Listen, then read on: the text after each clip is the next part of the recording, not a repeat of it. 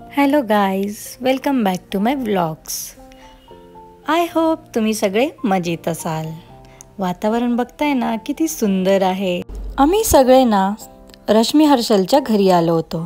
तिथून आम्ही सगळे जाणार होतो हाय टीसाठी. मग आपापल्या गाडीत बसलो आम्ही सगळे आणि मग फायनली पोचलो इराणी कॅफेला. पावसाळ वातावरण होतं पण पाऊस नव्हता.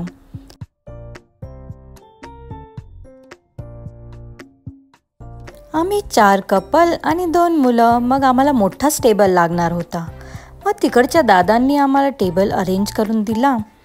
आत पण जागा होती पण आत थोडं जास्त कंजस्टेड वाटत होतं. मग आम्ही सगळे बाहेरच बसलो. गप्पा गोष्टी चालत होत्या आणि ओवी मला सांगत होती की मला काहीतरी खायला दे. ह्यांचे मेन्यू कार्ड बघू शकता. ते ना टेबलमध्येच त्यांनी वरती ग्लास ठेवून तिथेच फिक्स करून दिलेला आहे. आणि हा व्हिडिओ श्रावण सुरू व्हायच्या आधीचा आहे. मग इथे आम्ही सगळ्यांनी नॉनव्हेजच ऑर्डर केलं होतं.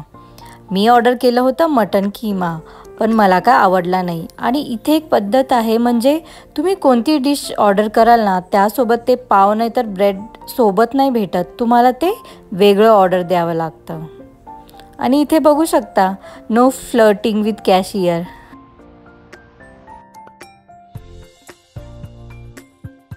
सगळ्यांनी वेगवेगळे ऑर्डर्स दिले होते, म्हणजे आपण मिक्स करून खाऊ शकतो, एकामेकाचं घेऊन खाऊ शकतो.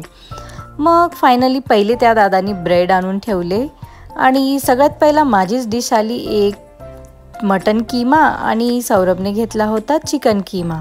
चिकन कीमा टेस्टी होता बरं का मटनपेक्षा. मटन अजिबात नका घेऊ.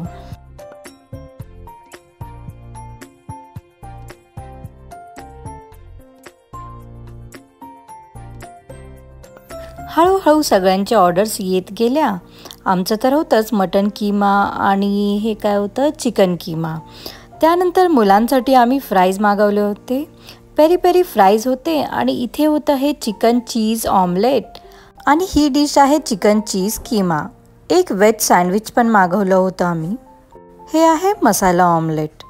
त्यानंतर मग आम्ही मागवला बन मस्का आणि चहा.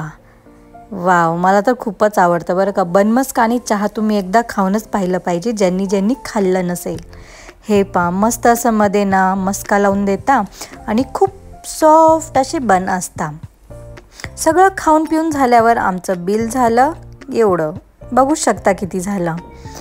तुम्हाला मी आतला ॲम्बियन्स पण दाखवते. इथे तुम्हाला हे चीज केक वगैरे पण होते, हवं असेल तर. प्लम केक, म्हणजे सगळे बेकरी आयटम पण इथे भेटत होते. इराणी फूड मला तेवढं तर म्हणजे ठीकच वाटतं, एवढं काय ओकेच आहे. म्हणजे तुम्हाला एकदा ट्राय करायचं असेल तर तुम्ही जाऊन ट्राय करू शकता. आणि हां, बखलावा तुम्ही ट्राय केला असेल आणि पुण्यात कुठेही छान भेटतो ते जर सांगू शकत असाल तर प्लीज कमेंटमध्ये नक्की सांगाल.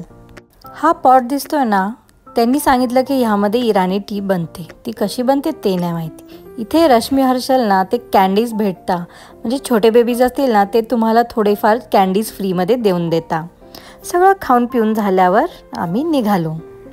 तर मग मंडळी, माझे व्लॉग्स आवडत असतील तर काय करायचं आहे ते तर माहितीच आहे. लाईक, शेअर, सबस्क्राईब आणि कमेंट्स पण.